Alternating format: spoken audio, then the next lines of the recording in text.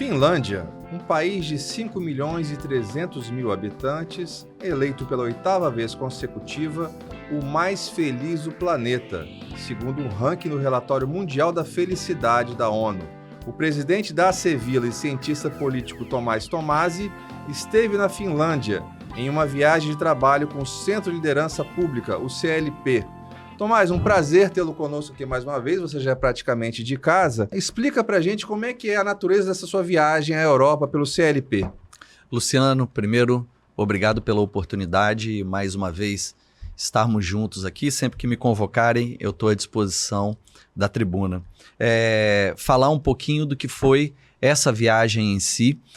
O Centro de Liderança Pública é uma ONG, um think tank de São Paulo, que tem como objetivo capacitar profissionais do setor público e também trabalhar com levantamentos de dados. Por exemplo, um produto do CLP é o ranking de competitividade dos estados, muito consumido pelos governos estaduais e que levantam a relevância das políticas públicas em cada um dos estados, e o CLP acaba sendo uma ferramenta a mais para além do IBGE e outros institutos nesse sentido. E o CLP, ele faz algumas missões internacionais, por exemplo, para Singapura e outros países, e para a Finlândia é a segunda vez que eu fui com eles fazer uma visita às práticas de governo da Finlândia e até mesmo alguns negócios por lá. Então, a segunda vez que eu fiz essa visita, eu faço parte da rede CLP e essa viagem foi a convite deles. Muito bem, Tomás, assim, e foi tema de um artigo publicado, um artigo de sua autoria publicado no jornal A Tribuna, sobre a Finlândia, que me chamou muito a atenção, nos chamou muito a atenção, o país mais feliz do mundo por este ranking da ONU. Nós vamos conversar um pouco sobre isso, principalmente.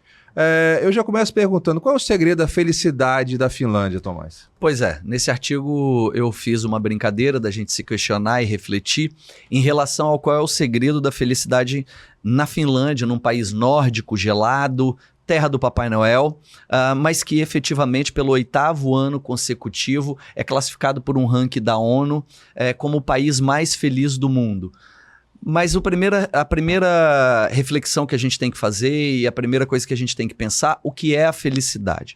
Nesse caso, Luciano, a gente não pode confundir a alegria com a felicidade. A alegria é um estado momentâneo, a felicidade ela é transversal, né? Então, no meu artigo eu escrevi isso e eu acho que traduz bastante. Não ache que felicidade desse ranking está dialogando em relação a sorriso no rosto.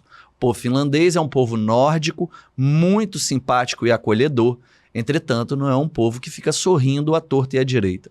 Muito pelo contrário, essa felicidade que a ONU discute, que os países têm se debruçado em cima desse instrumento de análise, está muito relacionado à qualidade de vida, às condições que você tem e que o seu governo e o seu país dão aos cidadãos. Tá? Então, educação de qualidade, saúde de qualidade. No caso da Finlândia, saúde pública e educação pública de qualidade. Você ter uma sociedade pacífica, você ter a paz verdadeira, não só a paz enquanto ausência de guerra. Então, a felicidade para o finlandês, ela está muito ligada a isso. Fiz algumas anotações, vou lembrando aqui, mas um tema muito interessante que o finlandês gosta de falar é que o ranking da felicidade, para quem é de fora da Finlândia, fala sobre o finlandês. Em finlandês, Suomi é a palavra que diz Finlândia. E essa palavra Suomi, ela diz muito sobre o que é ser o finlandês no dia a dia. Às vezes com suas adversidades ligadas ao tempo, por exemplo, para o norte do país você vai ter gelo por boa parte do tempo. Eu tive a oportunidade, foi uma viagem de 10 dias. Desses 10 dias eu não dei mole e fui turistar pelo menos 2 deles. Eu fui a Rovaniemi com um amigo e nós pudemos ver a aurora boreal. É muito lindo para quem vai lá por 2 dias, por uma semana. Mas para quem vive num lugar de neve constante, e que apenas no verão você vai ter um curto espaço de tempo e que você tem uma outra diversidade. Durante o verão, por ser uma cidade que já cruzou o Círculo Polar Ártico, você tem uma condição que é o sol da meia-noite. Então, não fica noite nunca. Então, o finlandês que vive nessa região mais inóspita do país, e Rovaniemi, que é a cidade que eu visitei, é uma cidade que não é pequena, ela tem quase o tamanho de Guarapari, por exemplo, ele vive numa condição inóspita, de frio extremo e de um verão que tem também as suas adversidades. Para além disso, eu faço um outro destaque. O ranking da felicidade, esse que a gente trouxe no artigo da ONU, ele também fala sobre quem está no top 5, que é Finlândia em primeiro lugar, Dinamarca, Islândia, Suécia e Holanda. Em sexto lugar, a Costa Rica, aqui na América Central. Então, destoando de todo esse grupo de países nórdicos que tem um estado de bem-estar social muito bem estabelecido, com uma sociedade que encurta a sua diferença social, ou seja, ninguém é muito rico e ninguém é muito pobre. Então não existe extrema pobreza na Finlândia. Existem, eu não vi, mas existem relatos de algumas pessoas que por opção ou por questões mentais acabam ficando na rua por um tempo, mas o problema de moradia na Finlândia não existe, né? Então, esses países nórdicos são países que estão muito bem ranqueados como países felizes. Para encerrar essa análise que eu me estendi aqui inicial, o Brasil está em 36º lugar. Eu estou lembrando que Costa Rica está em 6º lugar, um país da América Central, um lugar com muitas dificuldades, né? E em 10º lugar, o México, que é ali na fronteira com os Estados Unidos, enfrenta de maneira muito forte, por exemplo, tráfico de drogas e cartéis que praticam uma violência extrema. Achei muito interessante que tem um cruzamento nisso que você fala, Tomás, assim, esse conceito de felicidade que a ONU começou desde 2011 a olhar isso de uma forma mais sistematizada, vamos dizer assim. Ela é um pouco como o público externo vê a Finlândia ou como o finlandês se vê? O finlandês reconhece a qualidade de vida que tem, mas ele brinca um pouco dentro do humor daqueles países do norte com essa brincadeira do suomi e do finlandês na perspectiva de que eles são felizes, mas eles não são tão sorridentes assim e não são tão alegres como possa parecer um ranking de felicidade, né?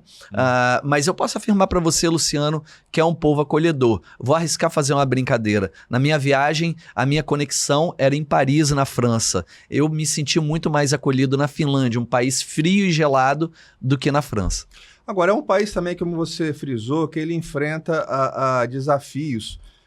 Por exemplo, na questão da segurança, né? Nós sabemos, por exemplo, que com a guerra na Ucrânia e a presença da Rússia ali ao lado, você vê o povo finlandês, ele vive num estado de tensão, de certa forma, não sei se é uma tensão permanente, se é visível isso, mas a questão da defesa do Estado finlandês, do país, é muito presente lá, não? Sim, é extremamente presente e, como eu te disse, essa foi a minha segunda visita. Eu fui logo após a pandemia, então tem 2 anos e meio que eu visitei a Finlândia pela primeira vez, num programa muito parecido com essa viagem que eu fiz agora. Então, alguns lugares se repetiram, por exemplo, e um exemplo que eu te dei, e vou repetir para quem está nos assistindo, nós fizemos uma visita ao principal canal de televisão da Finlândia. Na visita anterior, de 2 anos e meio atrás, estava começando a invasão russa ao território ucraniano.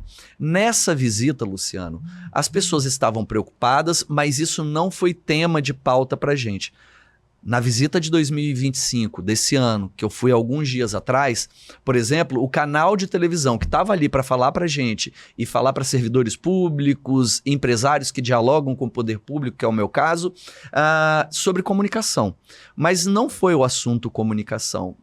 Uma coisa que aconteceu e que me deixou impressionado foi, por exemplo, botar uma foto da antena de transmissão do canal. E aí, para quem está nos assistindo quiser anotar, eu não sei falar o nome em finlandês, mas é YLE. O canal de televisão é o principal canal, tem a maior audiência absoluta na Finlândia.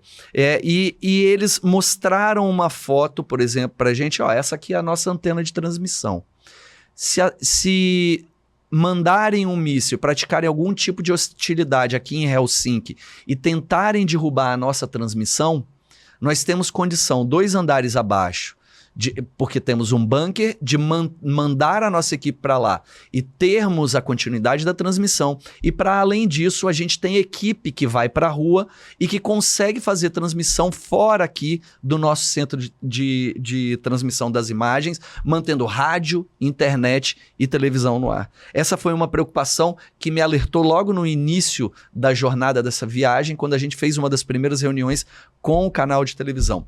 Uma outra preocupação me assentou no último dia, quando nós fomos visitar, Luciano, o Ministério das Relações Exteriores, por uma questão de que todos que estavam nessa reunião assinaram um documento. Eu não posso dizer quem eram as pessoas, nem fazer nenhum tipo de menção a que tipo de diplomata nos atendeu. Mas a gente sabe a história, conversou com cada um deles, e eles deixaram. Mas apesar de eu não poder falar quem eram as pessoas, nós ficamos livres para dialogar e dizer qual foi a conversa que ela teve. Luciano, e ficou claro dentro do Ministério das Relações Exteriores da Finlândia que eles estão preocupados com uma possível invasão. Eles têm uma longa fronteira com a Rússia. Eles recebem muitas pessoas que vêm de outros países com medo da guerra que está acontecendo ali da Rússia com a Ucrânia, e eles têm uma certeza, e ficou claro para a gente, que eles estão esperando algum tipo de hostilidade em algum momento. Quer dizer, pode dizer claramente, então, que a Finlândia se prepara e espera uma invasão russa a qualquer momento? Essa viagem deixou claro para a gente que eles estão preparados para receber qualquer tipo de hostilidade em relação à Rússia. Nessa reunião, por exemplo, eles conversaram com a gente em vários momentos, trataram o governo russo como inimigo, sem confiança, que em vários momentos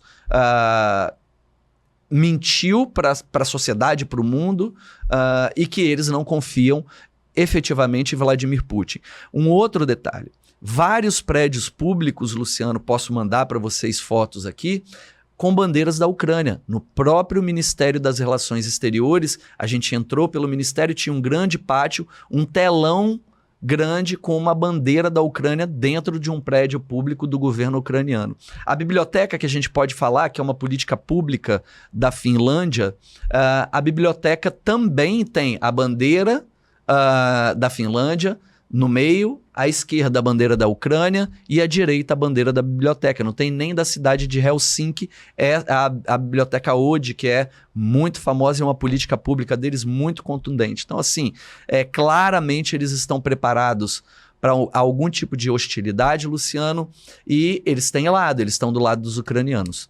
É interessante isso, né? Porque você vê no momento em que o presidente Trump ele fragiliza as relações com a OTAN, etc., que dá uma garantia aos povos europeus contra um ataque russo, vamos dizer, ataca um, ataca todos, né? Esse sentimento fica mais exacerbado ainda, né? Essa preocupação, vamos dizer assim. Essa preocupação ela fica mais acentuada, Luciano, mas outra coisa que eu tive percepção nessa reunião é que, por exemplo, nos foi relatado que eles têm a convicção de que os próprios europeus devem investir mais em suas defesas. Uhum. Então, não foi uma situação de não deixarem de enfrentar o problema. A mensagem que estava sendo deixada clara para a gente era de que eles estão preparados para qualquer tipo de hostilidade e que eles acreditam que eles têm que aumentar o investimento em defesa. Mas um sentimento, Tomás, que eu li a respeito, eu faço algumas reflexões a respeito disso, que esse estado de bem-estar social, em grande parte, ele foi possível graças a uma não necessidade de investimento em defesa ao longo do tempo, vamos dizer assim, porque você tinha um guarda-chuva da OTAN e agora com essa necessidade de você aumentar os gastos com defesa, você acredita que isso pode de alguma forma influenciar nessa qualidade de vida deles? Eu acho que não influencia.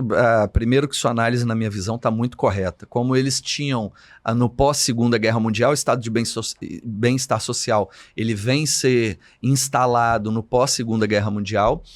Tudo isso proporcionou durante muitas décadas que a Europa pudesse se organizar e que pudesse criar políticas públicas que trouxessem prosperidade para os seus cidadãos e uma condição de qualidade de vida muito interessante, ao ponto da gente ver por um 8º ano seguido, ou o top 5, não vamos falar apenas da Finlândia, mas os países nórdicos estarem bem posicionados. Essas políticas, elas já estão bem consolidadas nesses países. Você está falando de países que têm para si um elemento muito interessante que também está no diálogo dessa viagem e que a gente ouviu o tempo todo, que é o pilar da confiança, Luciano. O finlandês, ele confia no seu vizinho, confia em si próprio, confia no sistema e no governo, e confia numa sociedade muito bem organizada, a ponto de ter todas as suas dinâmicas muito bem discutidas, de forma muito democrática. Uma conversa que a gente teve a gente teve 2 visitas interessantes em relação à democracia. Uma com um especialista da Universidade de Helsinki, que nos relatou algo que ele chama de total democracia. As instituições na Finlândia, elas são muito participativas de forma popular. Um exemplo que eles nos deram foi do Burger King, que é um restaurante de fast food americano e que em muitos momentos pode representar, por exemplo, o liberalismo americano, o liberalismo dos países mais capitalistas, né? E vale lembrar que aqui a gente não está discutindo sobre nenhum sistema ideológico de direita ou de esquerda, porque a Finlândia e todos os países nórdicos são países capitalistas, mas o Burger King da Finlândia, além do Burger King e o Taco Bell's da Finlândia, são 2 restaurantes americanos que na Finlândia tem uma gestão própria coletivizada, ou seja, camadas decisórias e populares, onde pessoas são escolhidas para fazerem parte de conselhos. E quando a gente fez a pergunta para esse especialista em democracia, se as decisões, por exemplo, de mudar um cardápio, um sanduíche de lugar, o preço até do restaurante, elas demoravam porque tinham que passar por várias camadas e várias instâncias, a resposta que nos foi dada é que eles estão tão coesos e tão confiantes dos valores que eles têm, que as decisões elas são rápidas, mas elas passam por uma série de camadas decisórias e participativas. A democracia dentro da Finlândia, ela é uma coisa trabalhada dentro de casa, dentro do setor público e privado. Inclusive a igreja ortodoxa, que é a religião e muito forte dentro da Finlândia, ela tem eleição dentro da igreja. Então, as pessoas votam naqueles que vão fazer parte do clero finlandês. Uma outra coisa interessante que a gente fez dessa vez, que na outra viagem eu não tive a oportunidade de fazer, foi visitar o parlamento. E a gente teve uma reunião com um membro do parlamento, o Timo Harakka. Então, eu sempre voto na anotação para lembrar do nome dele. O Timo Harakka é um membro do parlamento, a gente chama de membro do parlamento, lá é um sistema parlamentarista, mas, Luciano, o Timo está desde 2015 como membro do parlamento. Ele tem 60 anos de idade e ele foi ministro por 2 vezes, foi ministro no governo anterior da Sanna Marin. Uma coisa que eu destaco, que ele trouxe, que ele é presidente do Comitê para o Futuro. Existe dentro do parlamento finlandês um comitê que olha para o futuro da Finlândia. Olha hoje o presente e qual é a forma que eles querem entender a sociedade no futuro. É um comitê que eles colocam numa prateleira de seriedade tão grande quanto o comitê que vota, por exemplo, o orçamento desse país, que é parlamentarista. Um outro destaque que eu trago para você é que nas primeiras eleições diretas que a Finlândia teve, logo no fim da Primeira Guerra Mundial, aí depois a gente pode falar de como se deu essa transição, a Finlândia promoveu a primeira eleição direta para o parlamento. Todo cidadão acima de 21 anos, independente da sua classe social, de quem você é, se é homem ou mulher, tinha direito a voto. Nessa primeira votação, Luciano, para 200 cadeiras no parlamento, 19 mulheres foram eleitas. Eu estou falando de 1920. Então é o primeiro lugar que tem uma representação feminina verdadeira. Se nós formos olhar 19 cadeiras em 1920 para 200, alguém pode levantar a mão e falar assim, mas é pouco. Hoje de manhã eu tive numa reunião na Assembleia Legislativa e saindo do plenário eu olhei um painel Sabe quantas deputadas estaduais nós tivemos na história do Espírito Santo na Assembleia Legislativa? 17. Ao na longo história. de toda a história, você tem menos do que a representatividade de 1920 na Finlândia. Na Finlândia.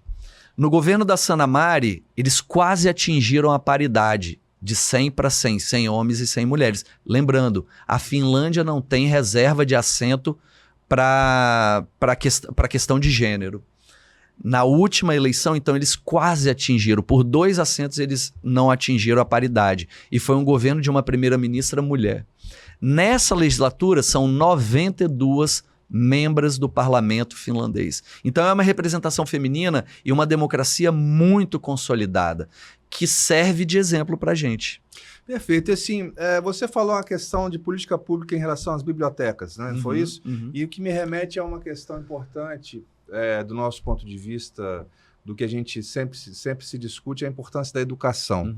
Qual é o peso da educação na Finlândia? Nós lemos recentemente, por exemplo, que a Finlândia, de certa forma, ela está revendo e até restringindo o acesso a meios digitais nas escolas de ensino básico. Como é que você avalia isso tudo e qual é o peso da educação nesse estado de bem-estar da Finlândia? Perfeito. A primeira coisa que eu te digo é que uma pergunta que todo mundo vai se fazer é, efetivamente, a gente fez uma visita a uma escola, conversamos com a diretora, participamos de um pedaço de uma aula, então nós vimos na realidade como as coisas acontecem lá por um curto espaço de tempo, claro, é um recorte do que a gente pôde ver, mas a gente teve essa experiência. Para além disso, a gente também teve uma reunião e uma palestra na Universidade de Helsinki, onde tem um núcleo que estuda a educação da Finlândia. Então, nessas duas perspectivas, a primeira coisa que eu digo é que efetivamente é proibido esse aparelho que está aqui na minha mão, é proibido o celular e qualquer tipo de tecnologia para o aluno dentro da sala de aula no ensino, não vou me arriscar, mas das crianças, vamos dizer assim. Tá? A Finlândia sempre teve um posicionamento no ranking do PISA, que acontece de 3 em 3 anos, muito bom. E se você olhar o gráfico do PISA, a Finlândia vem caindo esse posicionamento. Mas vale dizer que quem monitora e quem incentiva o PISA é a OCDE, são os países da OCDE, que convidam outros países também a participar, que voluntariamente participam. São mais de 50, eu não tenho aqui de cabeça qual é o número, eu arrisco dizer que talvez 70 países participam do PISA, mas dentro desse ranking, a Finlândia permanece, mesmo em queda, acima dos países da OCDE. Claro que quando eu estava na Universidade de Helsinki, para esse núcleo que faz o estudo da educação da Finlândia, eu fiz essa pergunta de se eles estavam preocupados com a queda no PISA, e sim, a doutora que lidera esse núcleo disse efetivamente que eles estão preocupados, por um lado. Por outro, os países nórdicos e os países da OCDE também vêm caindo a curva e a Finlândia permanece com números muito acima. Vale dizer, eu fiz uma anotação aqui, Luciano, que eles têm um sistema de aprendizagem chamado aprendizagem baseada em fenômenos. A educação na Finlândia, ela é transversal. Então, o mesmo fenômeno que é estudado em matemática, ele tenta transpassar para a ciência, tenta passar para finlandês e vai passando por todas as outras matérias. Um outro ponto que vale dizer, Luciano, é que a profissão de professor na Finlândia é muito valorizada. É muito valorizada. Para você ser professor na Finlândia, você tem que estudar muitos anos. Estou buscando aqui minhas anotações para um dado que foi importante. Em 2024, 1.583 pessoas tentaram se tornar professores na Finlândia. E o governo aceitou apenas 127 pessoas que teriam a capacidade de ocupar e de serem professores. É uma profissão valorizada, é uma profissão com início de salário muito interessante, respeitada na sociedade por todos, pelo aluno, pelas famílias e pelos pais. A educação está em primeiro lugar na Finlândia. Sobre a biblioteca é uma política pública que ela está apartada da educação. A biblioteca é quase que um bem do finlandês. Então, nós visitamos a Ode, que é Ode em finlandês de Odisseia. Ela fica numa praça lindíssima, de frente para o parlamento, sempre para que o parlamento se lembre da importância das suas bibliotecas e para quem está na biblioteca se lembre de quem tem que cobrar em termos de política pública. E as bibliotecas na Finlândia são políticas públicas com orçamento separado e com independência. Então não tem interferência política na política pública da biblioteca. E o que é interessante, se você for nessas bibliotecas, em todas as bibliotecas da Finlândia, você vai perceber que lá tem uma seção de videogames, uma seção de impressoras 3D, uma seção com salas de reunião para empresários, pequenos empresários, irem lá. Com que perspectiva? E tem um andar, o último andar que a gente visitou, com muitos livros. Qual é a perspectiva e a política que está por trás dessa biblioteca? Você olhar que você tem que atrair o cidadão para dentro da biblioteca e depois ele vai enxergar o livro como uma possibilidade de enriquecimento cultural. Então é um aparelho público moderno, lindo por sinal e cheio de significado para o povo finlandês. Fantástico. Tomás, agora assim, quando alguém como você, que tem assim, um olhar permanente e uma participação num projeto de evolução da sociedade, né? Você acompanha o seu trabalho, sendo sempre do ponto de vista empresarial, político, você está sempre ali pensando a sociedade, até que você participou dessa viagem, desse projeto. Mas quando você retorna de uma experiência tão fantástica como é a Finlândia, e como eles estão avançados, e me parece avançados em detalhes fundamentais. Como é que é o seu olhar em relação ao Brasil, quando você retorna de lá e se defronta com a nossa realidade aqui? Como é que é a avaliação que você faz? A primeira coisa que eu vou te falar, Luciano, eu sou um apaixonado por viagens, eu sou viciado em viagens. É um vício bom, é um vício que eu vou tirar a palavra vício. Eu vou falar que é um estilo de vida. Então eu gosto muito de viajar, eu gosto muito de conhecer lugares novos. E a primeira coisa que a gente tem que ter em mente é que cada lugar tem sua característica cultural, geográfica, impactada por sua realidade. Nós não devemos, e não é esse o objetivo nem do CLP e nem da minha fala, da conversa que a gente está tendo aqui, dizer que a gente tem que copiar o que a Finlândia, ou o que a Suécia, ou o que os Estados Unidos fazem. A gente tem que olhar para esses lugares, a gente tem que visitar, conhecer experiências, entender qual é a nossa realidade, e aí, entendendo a nossa realidade, eu falo que a gente faz muita coisa boa no Brasil. Eu estou falando de forma muito sincera, sem pachequismo nenhum, que nós somos um país de muito valor, com riquezas naturais, um povo diverso e um povo trabalhador, que foi o que eu escrevi aqui no nosso artigo. Um povo que consegue se reinventar e que consegue absorver, por exemplo, muitas das novas tecnologias de maneira rápida. Isso mostra o quanto o brasileiro é adaptável. Agora, a gente pode olhar para a Finlândia, para os países nórdicos, com o olhar de que a gente deve confiar um pouco mais no outro. Outra coisa que me incomoda muito, aí agora eu vou falar algo muito particular, sabe, Luciano? É o quanto a gente necessita de ter um ambiente econômico e um ambiente jurídico mais saudável, mais seguro. Eu estou falando de regras claras de comportamento, de negócios, de desenvolvimento da nossa sociedade. Não é possível que a gente viva e olhe, por exemplo, você falou do meu ativismo em relação à Acevilla, do qual eu sou presidente, e a gente pratica o ativismo empresarial, o associativismo empresarial, perdão. Na Acevilla e na minha vida, eu tenho observado o quanto é importante a gente encontrar, por exemplo, prefeituras que tenham estabilidade e suas regras claras. Não é possível que cada dia o poder público me entregue uma nova cobrança. Empreender no Brasil já é difícil. Imagina quando nós tivermos regras claras, quando nós tivermos o direito à propriedade privada preservado e quando nós tivermos efetivamente uma segurança jurídica que nos permita ser um país mais sólido. Então isso é algo que eu identifiquei nessa viagem. Quando eu falo a confiança como um sustentáculo da sociedade, é isso mesmo, Luciano. No básico, se a gente combina que o nosso encontro e a nossa reunião é às 10 horas, 5 para as 10 está todo mundo lá. Ninguém falta. Isso foi nos colocado de maneira muito substancial nessa conversa. Então, se eu combino um horário com você, se eu combino algo com algum colega, algum companheiro de trabalho, efetivamente essa pessoa vai cumprir. Aqui, mais uma vez, nós não estamos falando de direita ou de esquerda. Nós estamos falando de valores culturais e de comportamento da sociedade.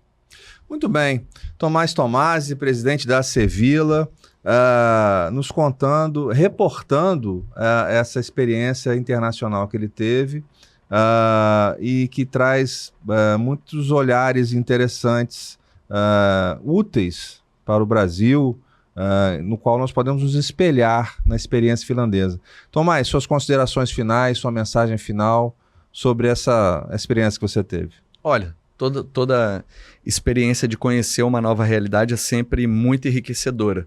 Eu volto para o meu dia a dia de trabalho, nesse curto espaço de tempo que eu pude ver novas experiências, energizado para pegar todos os nossos valores, nossas oportunidades, enquanto brasileiros, orgulhoso de quem somos, para realizar cada vez mais, seja no meu trabalho, no meu negócio, ou até mesmo aqui conversando com você e com o time da Tribuna. Muito bem. Esse foi o Estúdio Tribuna Online. Obrigado pela sua audiência.